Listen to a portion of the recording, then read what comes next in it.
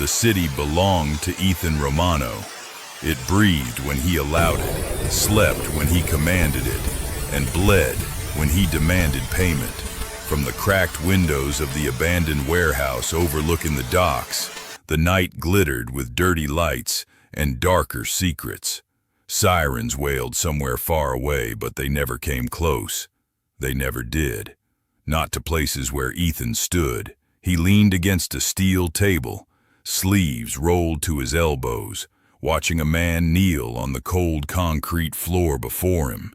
The man was shaken, hands bound, lips split, eyes swollen with terror. The smell of blood mixed with salt from the nearby sea. "Please," the man whispered, voice cracking. "I told you everything." Ethan tilted his head slightly, studying him the way a scientist studied an insect. His face showed no anger, no excitement, no pity. Just calm. Dangerous calm. "Everything?" Ethan repeated, his voice low and smooth. "You sold my route to the DeLuca family. You cost me 3 trucks and 6 men," the man sobbed. "I didn't know they'd kill him. I swear." Ethan raised a hand. Silence fell instantly. One of Ethan's men, Marco, stepped forward. "Boss," he said carefully, "what do you want done with him?" Ethan didn't answer right away. He picked up a knife from the table, turning it slowly in his fingers. The blade caught the light clean and sharp. "Loyalty," Ethan said finally, "is the only currency that never loses value." He looked at the kneeling man again. "And you went bankrupt." The man screamed as Marco dragged him away. The sound echoed through the warehouse, then cut off abruptly. Ethan didn't flinch. He wiped his hands with a cloth he hadn't needed yet and turned away, already done with it. Death was routine. Betrayal was expected. Emotion was pointless. That was the rule he lived by. "Boss," Marco said again, returning, "the DeLucas made their move. We know where their accountant's daughter is." Ethan's dark eyes sharpened. "Name." "Jenny Collins." The name meant nothing to him. It didn't need to. "She's clean," Marco continued. "No criminal ties, works at a publishing firm, lives alone." "Perfect," Ethan said. Marco hesitated. "Kidnapping her will start a war." Ethan finally looked at him, expression cold enough to freeze bone. "The war already started. I'm just choosing the battlefield." He turned back toward the window, watching the city pulse beneath him. "Bring her to me, unharmed." Marco nodded. "Tonight?" "Now."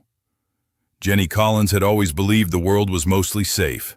Not perfect, not kind all the time, but safe enough if you followed rules, locked your doors, avoided dark alleys, trusted that bad things happened to other people. She was wrong. She left work late that night, heels clicking against the pavement as she hugged her coat closer to her body. The air was cool, the street unusually quiet. Her phone buzzed with a message from her best friend, and she smiled as she typed a reply. She never saw the van. The door slid open. Strong hands grabbed her from behind. She screamed, but a gloved hand covered her mouth, muffling the sound.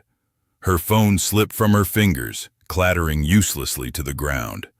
"Quiet," a voice growled in her ear. "Don't make this worse." Tears burned her eyes as she was shoved inside. The door slammed. Darkness swallowed her whole. The van moved. Jenny's heart pounded so hard she thought it might burst. She tried to fight, to kick, to scream again, but hands restrained her, tying a blindfold over her eyes. "Please," she choked, "you've got the wrong person." No one answered. The drive felt endless. Every turn, every bump in the road carved fear deeper into her chest. She thought of her mother, of the life she hadn't lived yet, of how unfair it was to disappear like this. When the van finally stopped, she was dragged out, her feet barely touching the ground. Cold air hit her face. A door opened, then another. Her blindfold was ripped away. Jenny blinked against harsh light and froze. The room was massive, industrial, cold. Men stood everywhere, armed and watching her like she was an object. not a human being.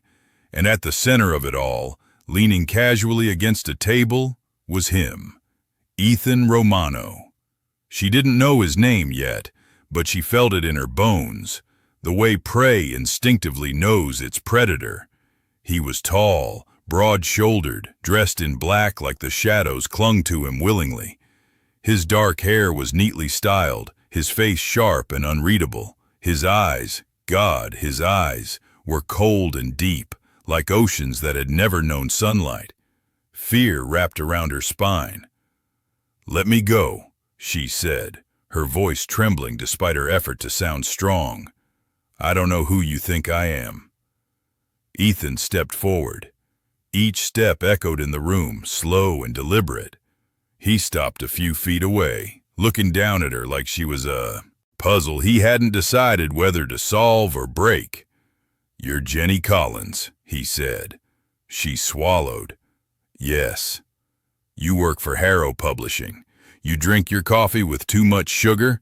You call your best friend every night before bed." Her blood turned to ice. "I didn't know I was famous," she whispered. One corner of his mouth twitched. Not a smile, but something close. "Your leverage." Jenny's knees almost gave out. "Leverage for what?" Ethan turned away, uninterested in her fear. "That's not your concern." She found her voice then, anger cutting through terror. "You kidnapped me, made it my concern." The room went silent. Every man watched Ethan, waiting. Slowly, he turned back to her. Most people begged. Some screamed, others cried. None spoke to him like that. Interesting. "You're braver than you should be," Ethan said quietly. "And you're a monster," Jenny shot back before she could stop herself. A murmur rippled through the room. Ethan stepped closer, towering over her now. She could smell him, clean, expensive, dangerous. "Careful," he said. "Monsters don't like being named." She met his gaze, refusing to look away even though her heart was racing. "Then maybe stop acting like one." For a moment, just a moment, something flickered in his eyes. Not anger, something far more unsettling. Recognition. He straightened abruptly. "Lock her in the East Suite," he ordered. "Feed her, guard her. No one touches her." Jenny stared at him. "You think kindness makes this okay?" Ethan paused at the door, not turning around. "No," he said. "It makes it necessary." The door slammed shut behind him. Jenny was left standing there, shaking, surrounded by enemies, while somewhere deep inside the most dangerous man in the city, a crack had formed. Neither of them knew it yet, but blood had already chosen its path, and love was about to challenge it.